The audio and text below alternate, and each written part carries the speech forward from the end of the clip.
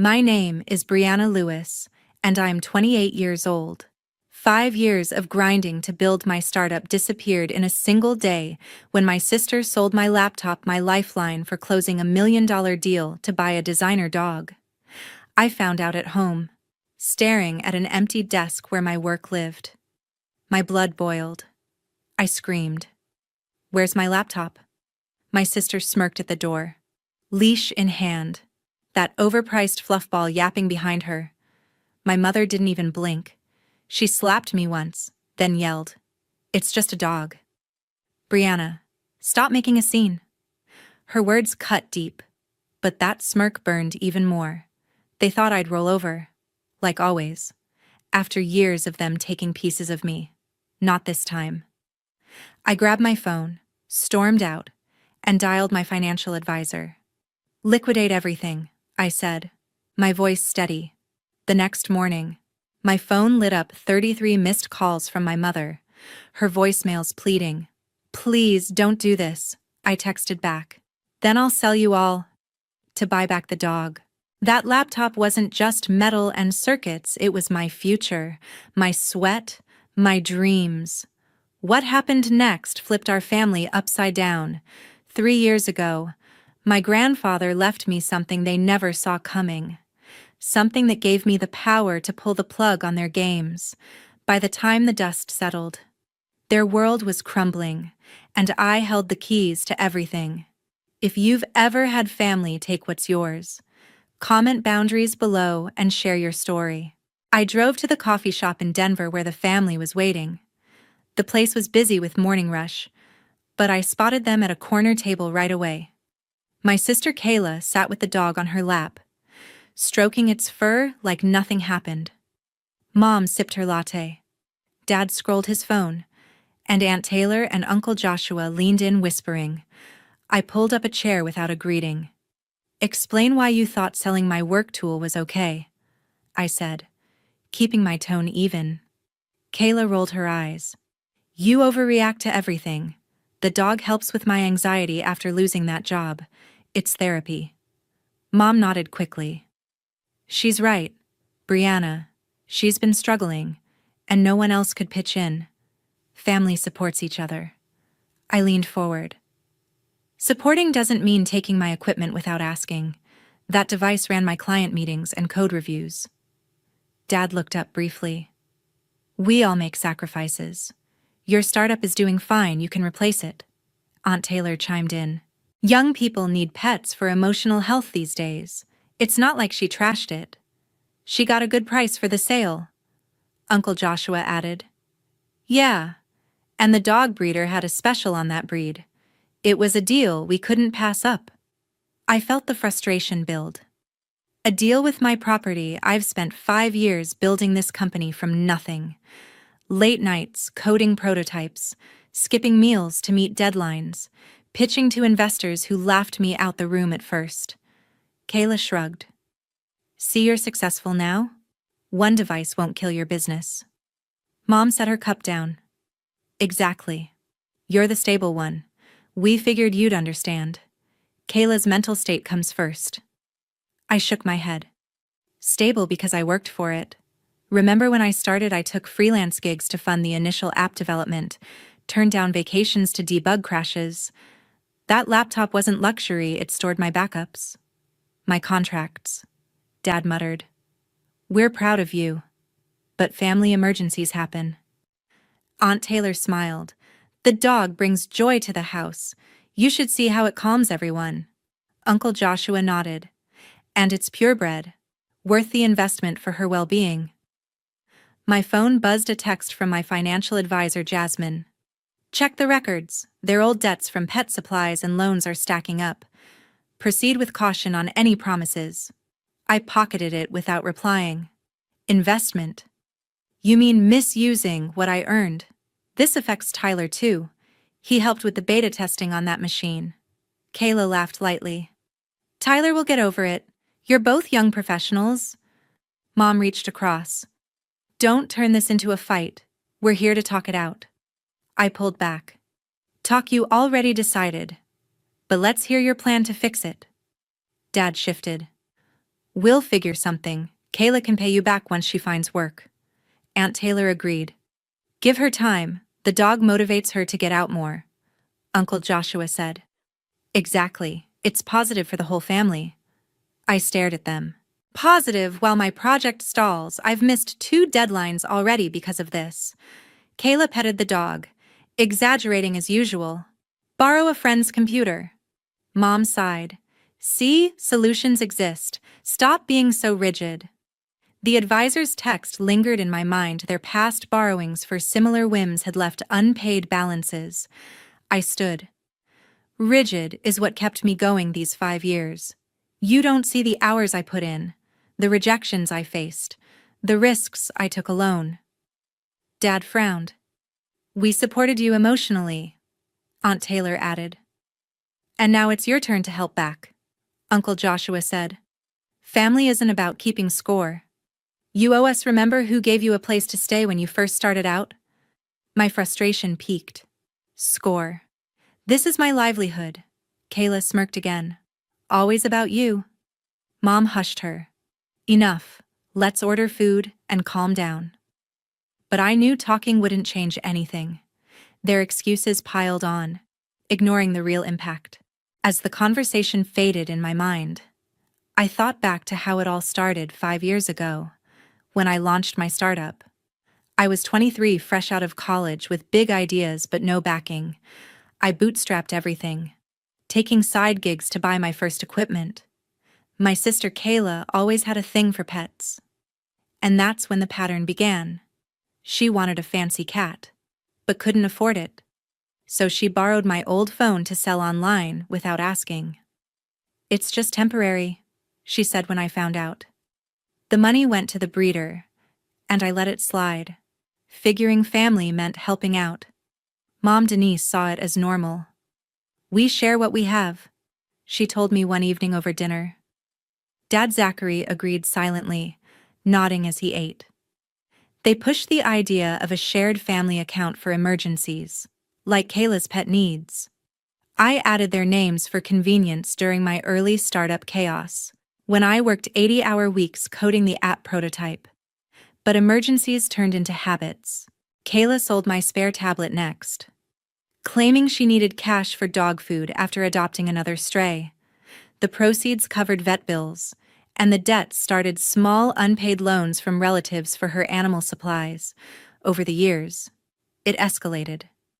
Kayla convinced Mom to use the account for a parrot cage, saying it was therapy for her mood swings. Aunt Taylor borrowed for her own cat's surgery, promising to repay, but never did. Uncle Joshua took cash for bird feed, adding to the pile. The family racked up debts, credit card charges for pet stores, unpaid bills from breeders. I covered them quietly, dipping into my startup savings to keep things afloat while I pitched to investors. Family comes first, Mom repeated whenever I questioned it. Dad stayed quiet, but his silence meant approval. Grandpa Henry noticed during his last months. He was in hospice, but his mind was sharp. One afternoon, he pulled me aside. They're draining you, Brianna, just like they did to me with their endless requests.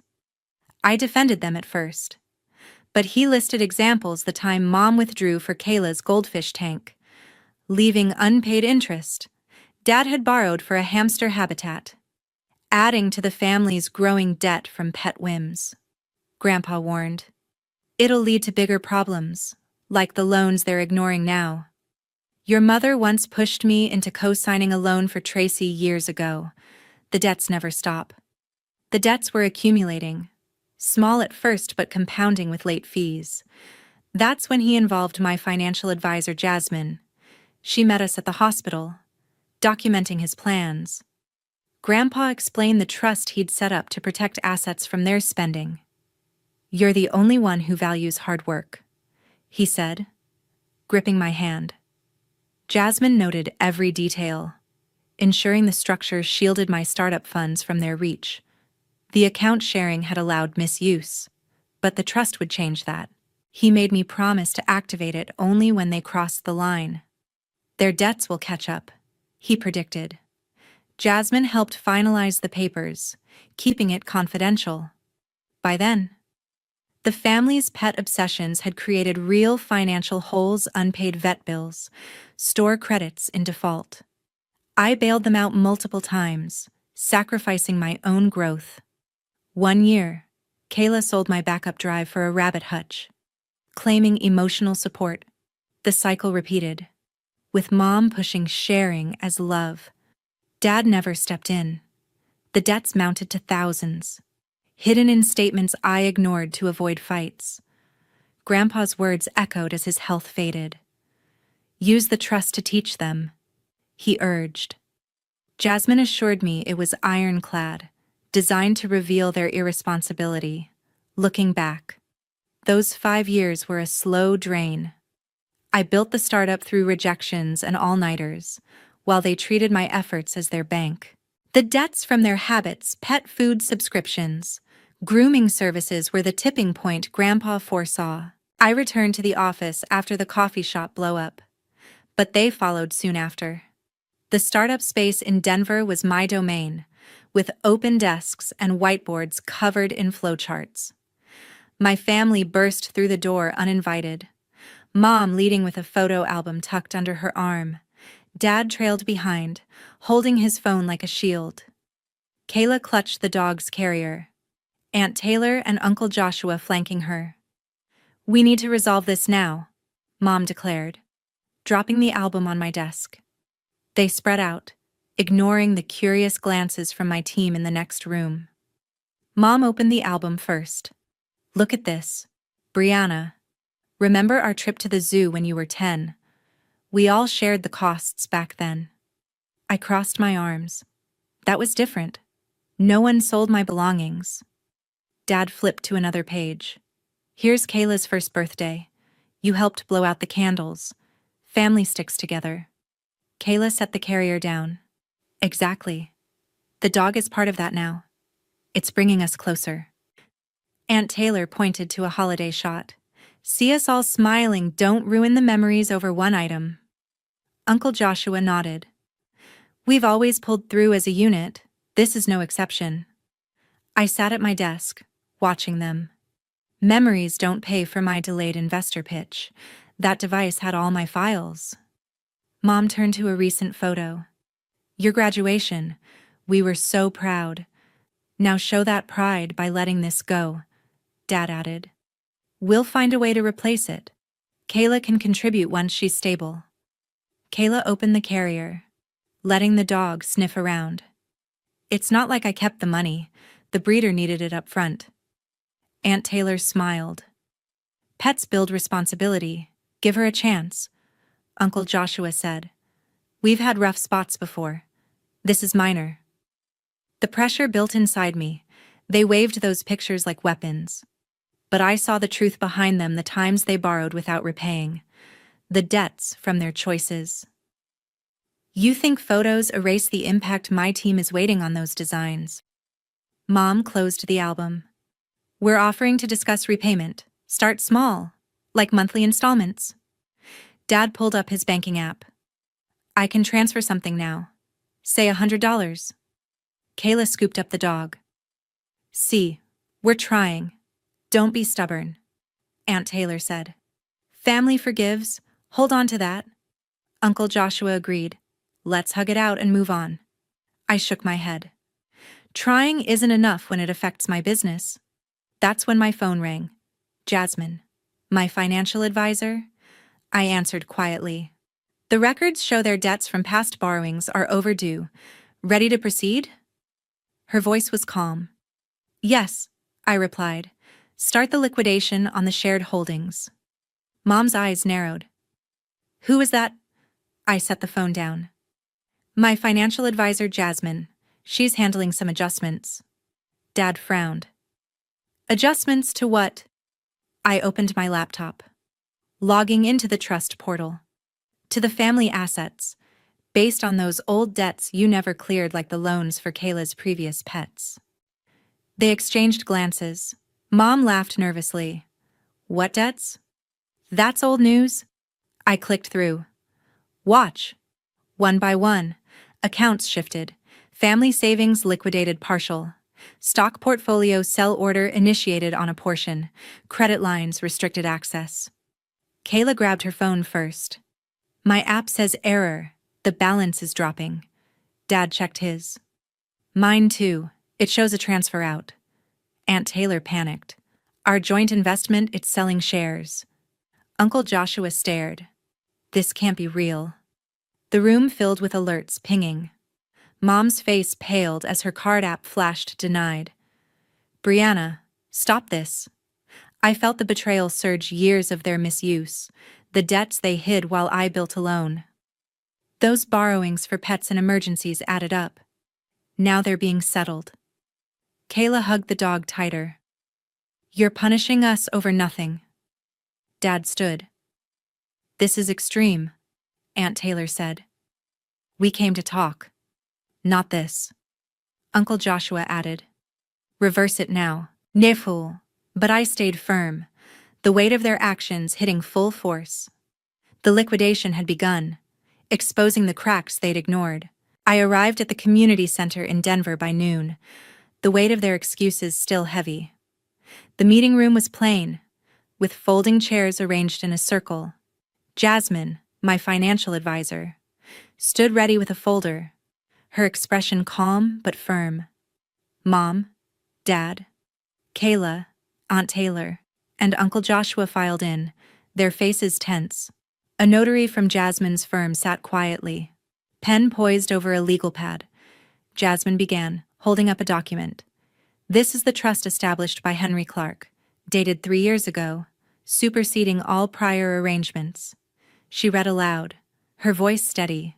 The trust holds real estate valued at $2 million, investment portfolios at $3 million, and the family home in trust. Mom gasped. That's everything we have, Jasmine continued. Henry named Brianna Lewis as sole trustee, granting full control over distributions. Dad shook his head. He wouldn't do that to us. Jasmine slid the document forward. It's signed, notarized, with witnesses present at his hospital bed. He was clear-headed. Kayla clutched her bag. This is a setup. You tricked him. Brianna. I leaned forward. No. Grandpa saw your habits, the debts from pet supplies, the unpaid loans piling up. Aunt Taylor interrupted. We borrowed for good reasons, Uncle Joshua added. Family helps family. Jasmine flipped to another page. Henry listed specifics. Denise withdrew $40,000 for pet-related costs. Zachary took $20,000 for a failed side venture. Kayla, $15,000 for animals. None repaid. Taylor and Joshua. Combined, $30,000 in loans. Outstanding. Mom's voice trembled. Those were joint funds. Jasmine shook her head. You were authorized users, not owners. Brianna holds the title.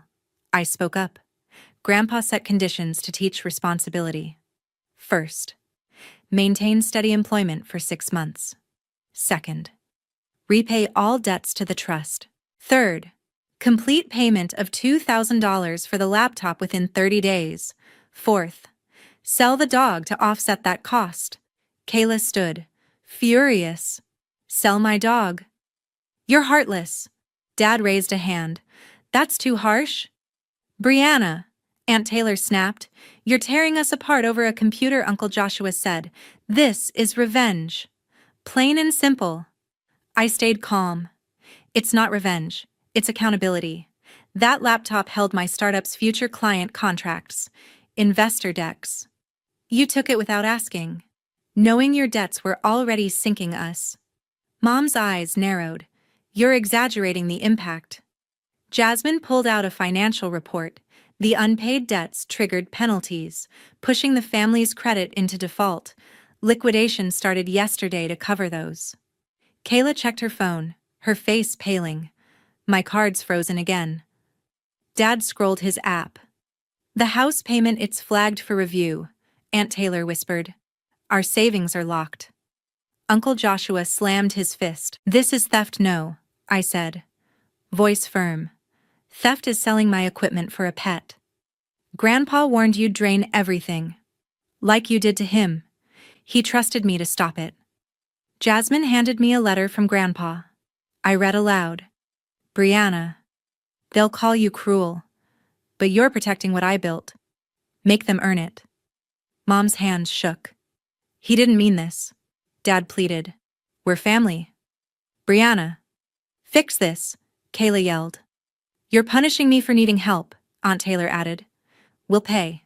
Just stop, Uncle Joshua said. Give us a chance. I closed the letter. You've had chances. 5 years of chances. While I covered your debts and built my company alone. The conditions stand work. Repay. Sell the dog. Or lose everything to charity in 5 years. Kayla's eyes welled up. You'd let us lose the house? I nodded. If you don't follow through. Jasmine closed her folder. The trust is airtight. Brianna's decision is final. The room went quiet, their arguments fading under the reality of Grandpa's plan. They'd pushed me too far. And now they faced the consequences of their own choices. The fallout hit hard 2 days after the community center meeting. Kayla showed up at the pet dealership, leash in hand, to return the dog. The breeder took it back, citing misuse of funds, and issued a refund of $1,000, half the laptop's value. Kayla texted me, furious. You made me lose my companion. I didn't respond. The trust conditions were clear, and she'd ignored them. Meanwhile, the family's financial house collapsed. The liquidation Jasmine initiated uncovered their hidden debts, over $70,000 from pet supplies, unpaid loans, and defaulted credit lines. The bank flagged their accounts, triggering a Chapter 7 bankruptcy filing. By the 3rd day, their world unraveled further. The family home, held in trust, faced foreclosure proceedings because of the outstanding debts. Their credit scores tanked. Mom's dropped to 400. Dad's barely higher. Local employers turned them away. No one wanted workers tied to financial ruin. Mom called relentlessly, leaving 33 voicemails. Brianna. We can't buy groceries. The bank rejected our cards. Fix this, please. I listened to one, her voice breaking, but deleted the rest. Dad sent texts, short and desperate. We're losing everything. Talk to us. Aunt Taylor tried emailing. We didn't mean it to go this far. Uncle Joshua left a single message.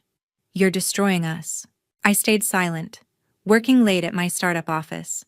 Tyler stopped by, his face concerned. Your mom called me, said they're moving to a rental. They're blaming you. I nodded. They made their choices. Jasmine called to update me. The liquidation sold off their stock shares, covering some debts, but the rest pushed them into bankruptcy. She paused. The house goes next week. I thanked her and hung up. The trust allowed me to protect my assets while their negligence caught up. Kayla tried one last time, posting on social media. My sister's vendetta cost me my dog and our home. The comments turned fast. Neighbors we'd known for years chimed in. You sold her laptop for a pet, that's on you. Another wrote, your family lived off her for years. Her post backfired, losing her followers. The pet store cut ties, citing bad publicity. Kayla's job prospects vanished. She'd been banking on influencer gigs that never came. Mom and Dad's marriage buckled under the strain. By the 5th day, Dad moved out, renting a cheap apartment across town. Mom stayed in the house until the bank locked the doors. I met Tyler for coffee that afternoon. They're calling you cold, he said, stirring his drink. My parents think you're doing the right thing. Though, I sipped mine. It's not about being cold, it's about survival. Jasmine sent a final report. Liquidation proceeds cleared some trust debts, but the family's credit was unsalvageable. Their defaulted loans meant no new credit for 7 years. Kayla, with no job or home, crashed with friends, her belongings in a duffel bag. Aunt Taylor and Uncle Joshua faced their own fallout. unable to borrow after their accounts were tied to the bankruptcy. The community buzzed with gossip. Old neighbors stopped by my office, offering support. "Your grandpa would have backed you," one said. I nodded, focusing on my next investor pitch. The laptop's loss had set me back, but I borrowed a device and rebuilt my files. The startup was still alive, and I wasn't bailing them out again. Mom's final voicemail came that night. "Brianna, we're sorry. Please help us." I didn't call back. Their years of selling my things, piling debts had consequences they couldn't dodge. The trust had done its job, exposing their recklessness. The diary fell from between two boxes in the attic, its leather cover worn smooth by time and handling. My mother's elegant handwriting filled its pages, the same handwriting that had signed my birthday cards, written lunch notes, marked the height chart on the kitchen wall until her death 17 years ago. My name is Isabel, and at 31 I was finally cleaning out my childhood home's attic.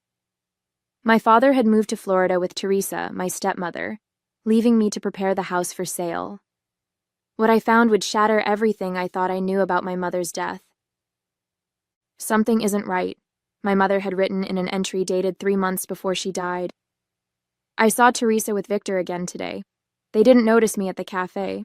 She passed him documents under the table, papers with our family letterhead."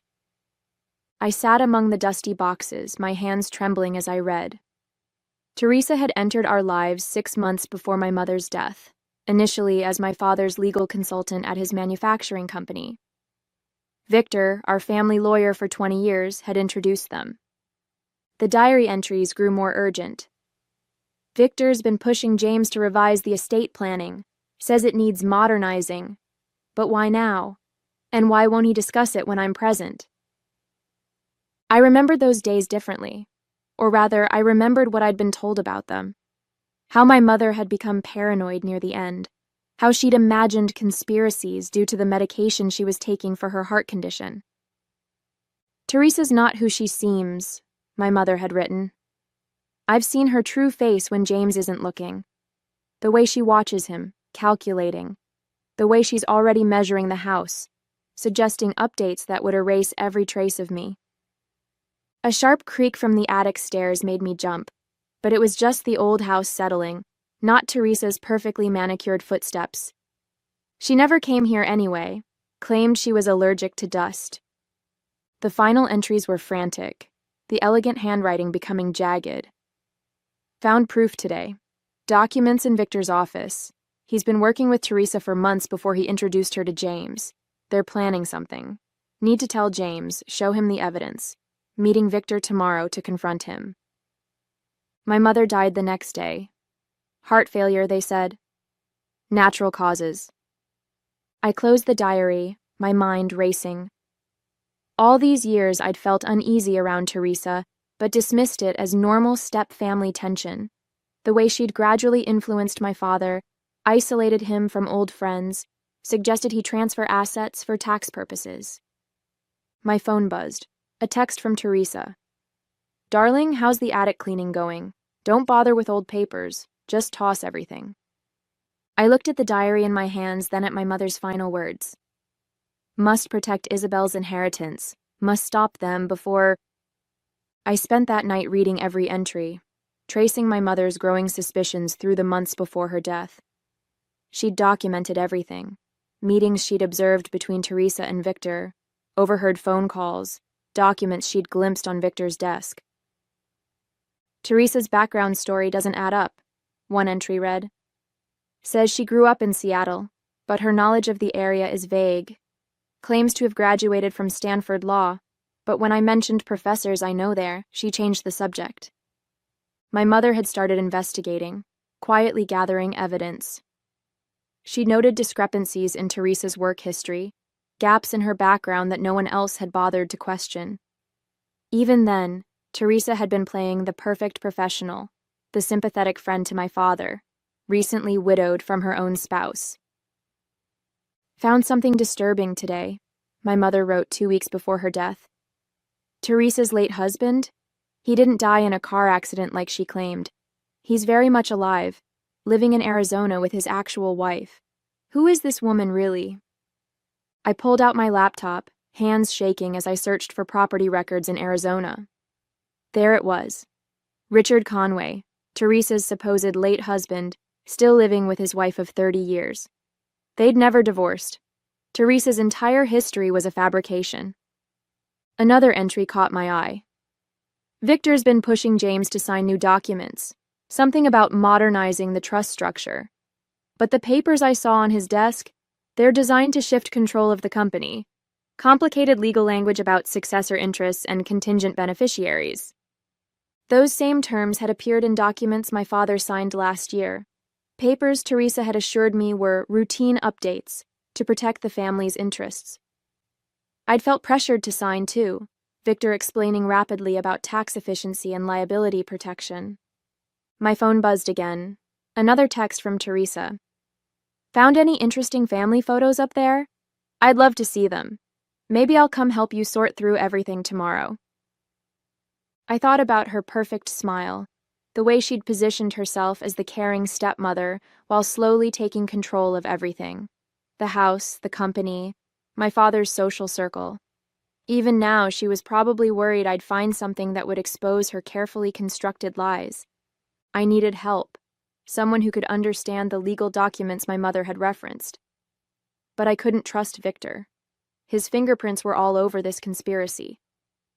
I needed an outside perspective, someone with no connection to Teresa or the family business. Opening my contacts, I found the number for Sarah Chen, a law school friend who specialized in estate litigation. If anyone could help me unravel this web of deception, it would be her. Sarah met me at a cafe far from my usual haunts, where there was no chance of running into anyone who might report back to Teresa. I brought the diary, along with copies of all the estate documents I could find.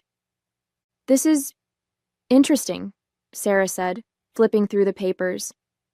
These trust modifications aren't just updates. They're completely restructuring ownership control. See this clause here? It essentially gives Teresa veto power over any major business decisions once your father turns 65.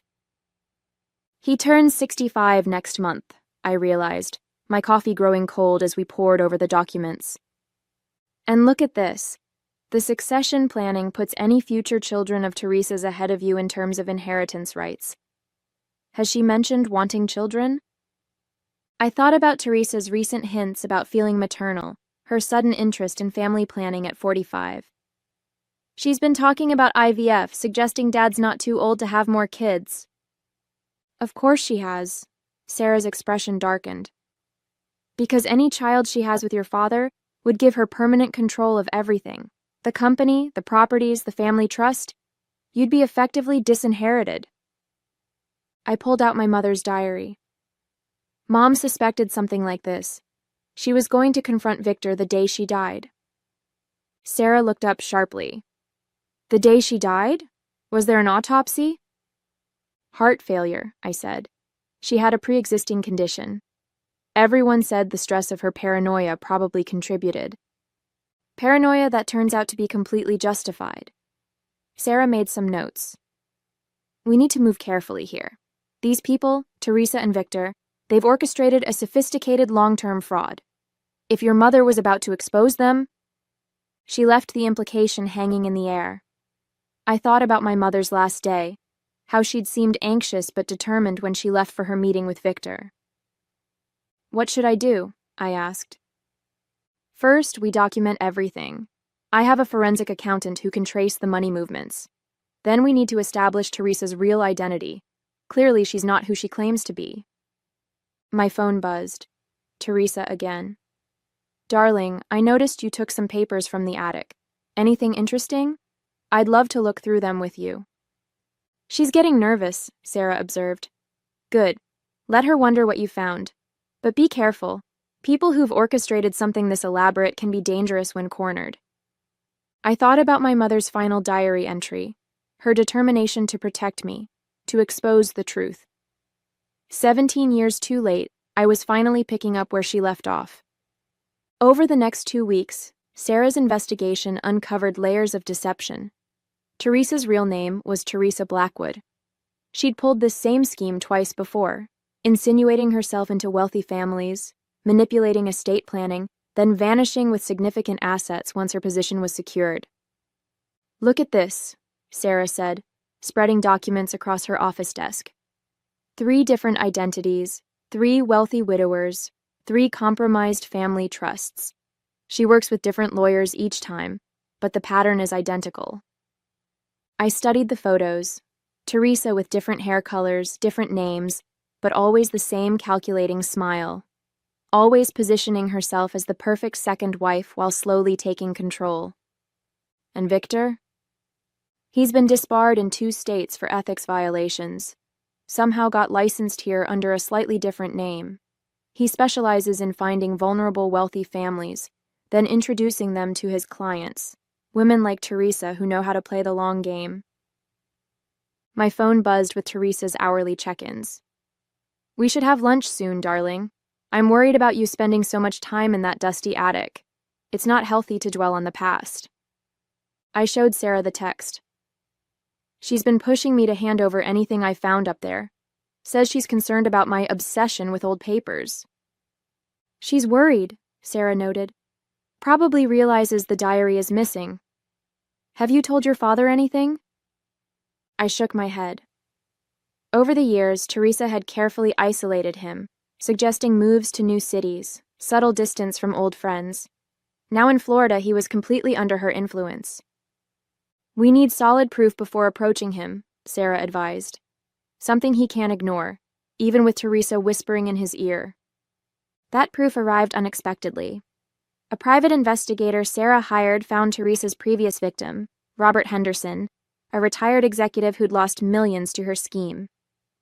"She was Teresa Morgan then," he told us over video call, "claimed to be a grieving widow just like me. By the time I realized what she'd done, she'd vanished with half my assets.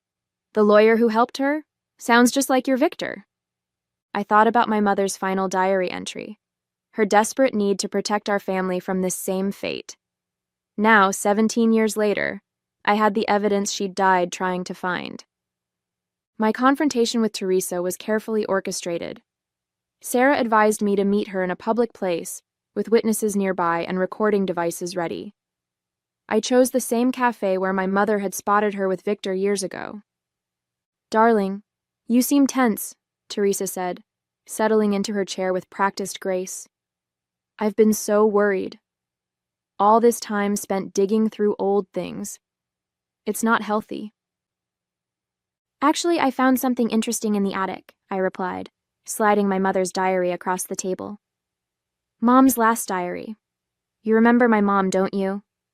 Or should I say, Teresa Blackwood remembers her." The change in her expression was subtle but immediate. The warm concern vanished, replaced by something cold and calculating. "I don't know what you're talking about," she said, but her eyes fixed on the diary. "And honestly, Isabel, these conspiracy theories are concerning, just like your poor mother. Like my mother who caught you plotting with Victor, who was going to expose you the day she died." I kept my voice steady, even as my hands shook under the table. "We found Robert Henderson, by the way, and the Palmers. You know, your previous victims." She didn't flinch, but her knuckles whitened around her coffee cup. "Those are ridiculous accusations. Your father will be very upset to hear you're spreading such lies." "My father will be more upset to learn his wife is already married to someone else. Richard Conway sends his regards, by the way. His actual wife was very interested to hear about you." For the first time, real fear flickered across her face. "Whatever you think you know." "I know everything," I cut her off. "The fake identity, the previous scams, Victor's disbarment. The only thing I don't know is what really happened the day my mother died." She stood up abruptly, her chair scraping against the floor. "I don't have to listen to this. You clearly need help, just like your mother did." "Sit down," I said quietly. "Unless you want to explain everything to the FBI agents at the next table. Financial fraud across state lines is a federal crime, isn't it?" She sank back into her chair, that perfect mask finally cracking. "What do you want?" "The truth," starting with what you and Victor did to my mother." Teresa's composure crumbled completely. Her face twisted into something ugly and desperate, a look I'd never seen beneath her polished exterior. "Your mother was going to ruin everything," she spat, her voice barely above a whisper. "She'd found proof that Victor and I had worked together before, documents that showed my real identity. She was going to show your father that morning." My hands gripped the edge of the table. "What did you do?" "We didn't mean for her to die," Teresa said, her eyes darting around the cafe. "Victor just gave her something to make her confused during the meeting, to make her seem unstable, her heart condition. We didn't know it would." The FBI agents were already moving toward our table. They'd heard everything through the wire I was wearing. I watched as the color drained from Teresa's face when she realized what was happening. "Teresa Blackwood," one agent said, showing his badge, "you're under arrest for conspiracy to commit fraud and involvement in the death of Catherine Andrews." I sat there, my whole body shaking, as they led Teresa away. Sarah appeared at my side, squeezing my shoulder. "Victor's been arrested too," she said quietly. "They picked him up at his office 20 minutes ago." My phone buzzed, Dad calling. He'd just been interviewed by the FBI at his home in Florida. "Isabel," his voice cracked. "Is it true? All of it?" "Yes, Dad. I found Mom's diary. She was trying to protect us. She knew what Teresa was planning." There was a long pause. "I should have listened to your mother's concerns. Should have seen through Teresa's act. I'm so sorry, sweetheart." For the first time since finding the diary, I felt tears roll down my cheeks. Not tears of anger or frustration, but of relief. My mom's last fight was finally over. She'd protected me through her words, through her determination to uncover the truth, even when she couldn't be here to do it herself. The evidence my mom had gathered, combined with what Sarah's investigation uncovered, was overwhelming. Teresa and Victor had orchestrated similar schemes before, but they'd never killed anyone. My mom's death may have been unintentional, but they were still responsible. As I left the cafe that day, I felt lighter somehow. The weight of years of unanswered questions, of subtle manipulations and hidden truths, was finally lifting. My mom's diary, her final gift to me, had exposed not just Teresa's deception, but also given me back something I'd lost: the truth about who my mother really was, and the fierce love that had driven her to protect her family until the very end. In the weeks that followed, everything changed. The house I'd been preparing to sell became a source of comfort rather than painful memories. I spent evenings in my mom's old reading nook, going through her diary again and again, this time not searching for clues but simply connecting with her voice, her thoughts, her love for us that shone through every page. My dad moved back from Florida, temporarily staying in a condo nearby while the legal mess got sorted out. The investigation revealed that Teresa had already started transferring small amounts of money to hidden accounts. She'd been preparing her exit strategy, just like with her previous victims. If it hadn't been for my mom's diary, we might have lost everything. "I keep thinking about your mother's last days," my dad said one evening as we sat in the backyard, the same garden my mom had loved tending. The way Teresa and Victor dismissed her concerns made me doubt my own wife's sanity. I can never forgive myself for that. I reached over and squeezed his hand. The anger I'd felt toward him had mellowed into understanding. Teresa had manipulated everyone, playing a long game with the expertise of a career con artist. Even Sarah said she'd never seen someone this calculating. The FBI investigation uncovered more victims. 5 families, not 3 like we'd initially thought. Each time, Teresa had used a different name, different lawyer, but the same careful grooming of wealthy widowers. She'd perfected her act over the years, but my mom had seen through it. My brave, intelligent mother hadn't been paranoid. She'd been the only one clear-headed enough to spot the predator in our midst. The discovery about my mom's death hit the hardest. The medical examiner reviewed her case and found traces of a drug that would have interacted fatally with her heart medication. Not enough to rule it a homicide back then, But combined with Teresa's confession at the cafe, it was enough now. They were charging both her and Victor with involuntary manslaughter.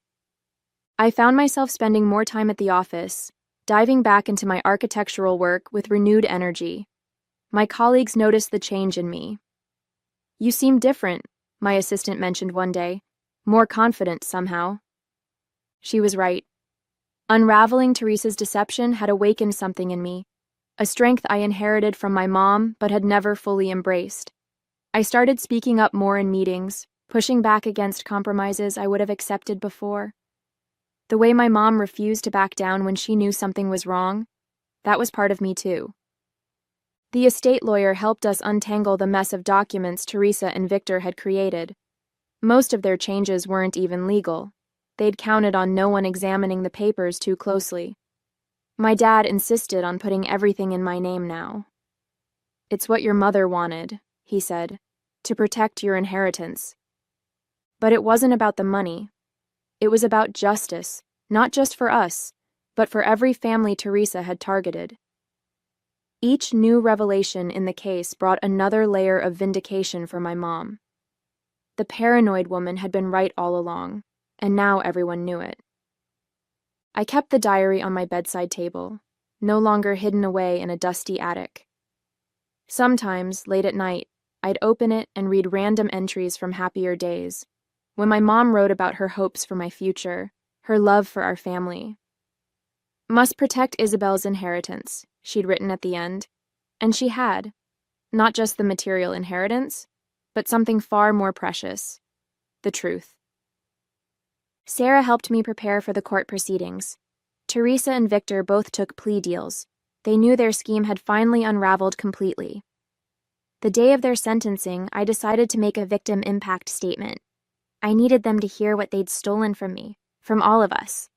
Standing at the podium in that courtroom, I looked directly at Teresa, her designer outfits replaced by prison beige. "You didn't just try to steal our family's assets," I said, my voice steady. "You stole 17 years of truth from me. Years I spent doubting my mother's judgment, believing she'd lost touch with reality in her final days. But she was the only one who saw you clearly." Victor couldn't even meet my eyes, staring down at his hands. His legal career was over. The bar associations in all 3 states were revoking his licenses permanently. The other families came forward too, each one sharing a similar story of manipulation and betrayal. Robert Henderson hugged me after the sentencing. "Your mother," he said. "She did what none of us could. She left behind the evidence that finally stopped them." My dad started seeing a therapist to process everything. "I need to understand how I let myself be so thoroughly deceived," he told me. "How I could doubt your mother like that." Slowly, he began reconnecting with old friends, rebuilding the social circle Teresa had systematically dismantled. The company needed attention too. Years of Teresa's influence had left their mark on the business. I took a leave of absence from my architectural firm to help my dad restructure things. It felt right, stepping into this role, not because anyone pressured me, but because I chose it. My mom would have liked that. One afternoon, I found myself in her old office at the house, the one Teresa had quickly converted into her meditation room after moving in. I stripped away the bland beige paint Teresa had used to cover my mom's vibrant blue walls. Under the windowsill, I found a small heart my mom had carved, with our initials inside. She'd shown it to me once, her secret rebellion against the perfect showroom house Teresa wanted. "I'm thinking of keeping the house," I told my dad over dinner. "Not selling it after all." He smiled. "Your mother would love that. She always said this place had a soul." I nodded. "I keep finding little pieces of her everywhere. Things Teresa tried to erase but couldn't quite manage. The upcoming trial for my mom's death would be harder, but I was ready for it. The prosecutors were confident about the involuntary manslaughter charges. Teresa's confession at the cafe, combined with the new medical evidence, painted a clear picture of their desperate attempt to silence my mom. "You're so much like her," my dad said one evening. looking at an old photo of my mom in her garden. She never backed down when she knew she was right, even when everyone else thought she was wrong. I touched the photo gently. She never got to see them face justice. No, my dad agreed, but she made sure you would. Everything she wrote down, every piece of evidence she gathered, she did that for you. I thought about my mom's final diary entry, cut short by her confrontation with Victor. She didn't get to finish her last message, but she'd said enough. She'd given me the weapons I needed to fight back, to expose the truth, to reclaim our family's story. They say time heals all wounds, but I think the truth heals them better. It's been 6 months since Teresa's sentencing, and I'm finally feeling like myself again, or maybe a stronger version of myself. The nightmares about my mom's last day have stopped. Instead, I dream about her in her garden, smiling, proud of what I've become. The company is thriving now that we've cleared out all of Teresa's toxic influences. I split my time between running the financial side of things and my architectural work. My dad's retired for real this time, but he still drops by to mentor some of our younger employees. The light is back in his eyes, something I hadn't even realized was missing during the Teresa years. Sarah and I started a foundation in my mom's name, helping families affected by estate fraud. You'd be surprised how common it is, predators like Teresa targeting vulnerable widows and widowers. We offer legal support, forensic accounting, and most importantly, a community of people who understand. Robert Henderson is on our board of directors, turning his pain into purpose just like we did. My mom's diary sits in a special place in my office now, a reminder of her courage and determination. Sometimes when I'm facing a tough decision, I'll open it randomly and read an entry. Her wisdom still guides me. Her strength still flows through my veins. The woman who saw through Teresa's perfect mask, who fought to protect her family until her last breath. That's my mother's real legacy to me. The house feels different too.